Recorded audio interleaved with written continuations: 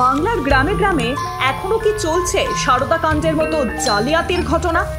সরকার কি জানে না, নাকি জেনে বুঝেও সবকিছু চলতে দিচ্ছে? প্রতারণার এমনই ঘটনা সামনে এসেছে বহরমপুরে। সেখানে অল্প সময় টাকা দ্বিগুণ করে দেওয়ার টোপ দেখিয়ে কোটি কোটি টাকা তোলা হয়েছে।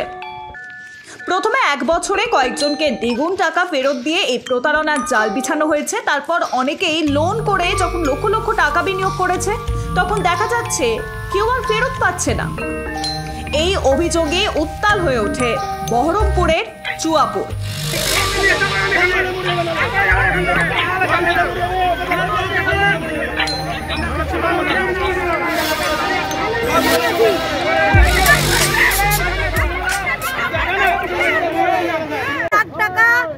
ডবল করে দিব দাও, ওর বর বাইরে দাঁড়িয়ে থেকেছে, ওর বউ গিয়ে নিয়ে এসছে।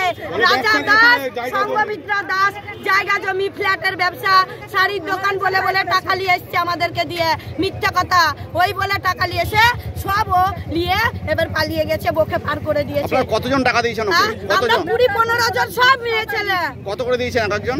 আমি 35 লাখ দিয়েছি, লোকের কাছ থেকে তুলে তুলে দিয়েছি। 27 লাখ থেকে তুলে তুলে দিয়েছি, সবার কাছ থেকে নিয়ে নিয়ে টাকা দিয়েছি। এটা কতদিনে দিয়েছেন? এই তো রিসেন্ট আমি হলো ওকে 6 মাসের মধ্যে দিয়েছি 20 লাখ থেকে 30 লাখ টাকা।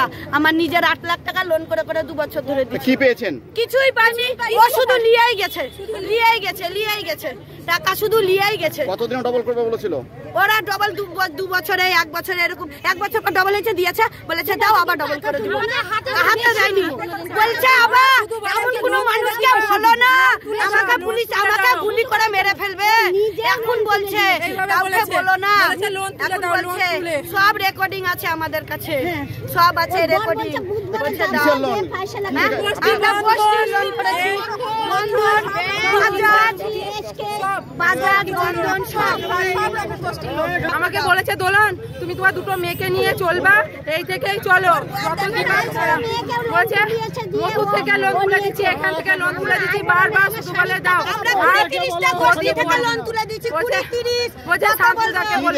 কি দেখে বিশ্বাস করে টাকা দিয়েছিলেন? কি দেখে? ও বলেছিল পাটের গোডাউন আছে, আমার বড়ের এই গ্যারেজ, বলছে মধুপুরে ফ্ল্যাট আছে, আমার বাবার ব্যবসা, আমার দাদার ব্যবসা, ওর কোন বৌদির বাবা পুলিশ, সেই ব্যক্তি পুলিশ আছে এর সঙ্গে। অভিযোগের তীর চুয়াপুরেরই বাসিন্দা সুমন দাস এবং তার স্ত্রী সংঘমিত্রা দাসের বিরুদ্ধে। তবে তাদের সঙ্গে আরও যে মাথা আছে তা স্পষ্ট। টাকা চাওয়ার জন্য দাস পরিবারের বাড়িতে জড়ো হয় প্রতারিত হওয়া লোকজন। তারপরই উত্তেজনার সৃষ্টি হয়।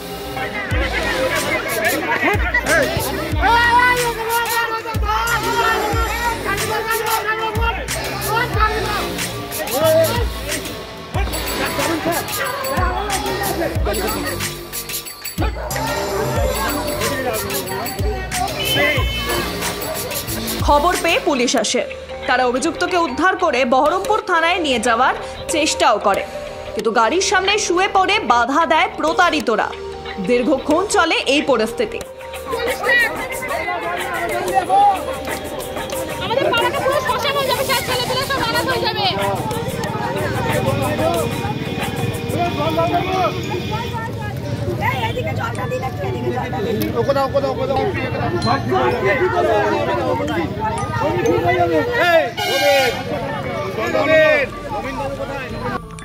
শেষে স্থানীয়দের ধাক্কা দিয়ে সরিয়ে অভিযুক্তকে থানায় নিয়ে যায় পুলিশ।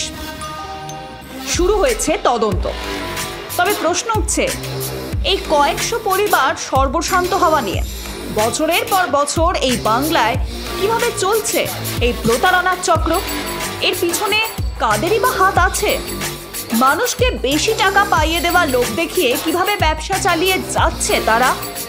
হাজারো প্রশ্ন সামনে আসলেও নির্বিকার প্রশাসন। তাই আমাদের মতে নিজের ভালো নিজে বুঝুন।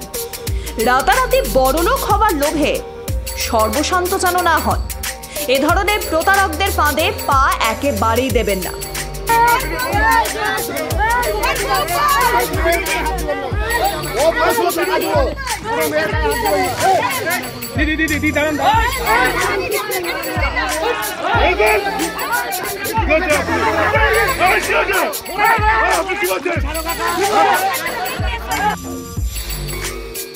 ব্যুরো রিপোর্ট, মাধ্যম।